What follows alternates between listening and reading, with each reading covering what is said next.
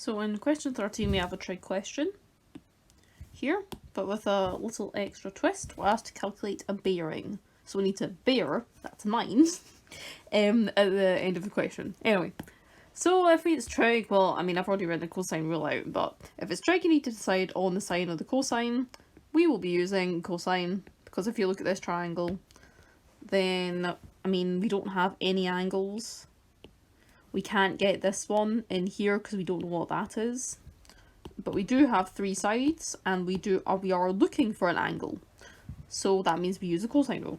So I'm going to relabel this triangle, as I usually do, to make life easier. So I'm going to label this A, because this is what we're trying to find. This B, and this C. So C, A, B.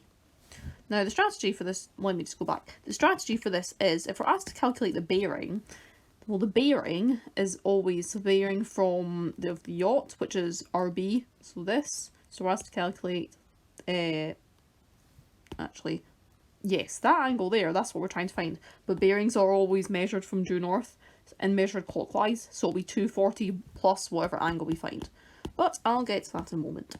So, substituting into our cosine rule, cos of A is b squared 10.3 squared plus 5.6 squared minus 7.2 squared all over 2 times 10.3 times 5.6.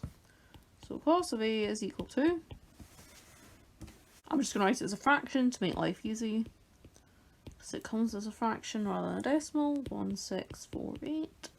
So I'm just going to do A is equal to cos, inverse cos of this. A is equal to,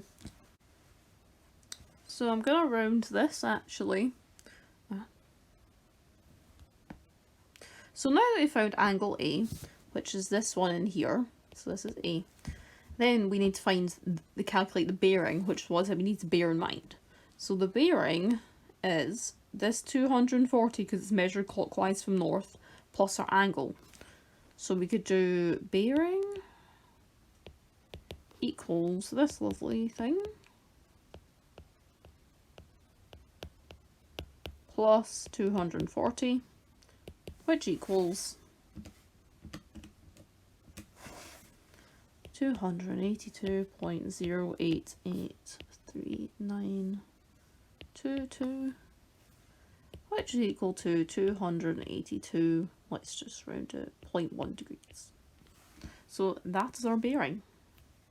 So I hope you saw how I did that, guys, and if you're doing this question, just remember to do your bearing at the end. Thanks for watching.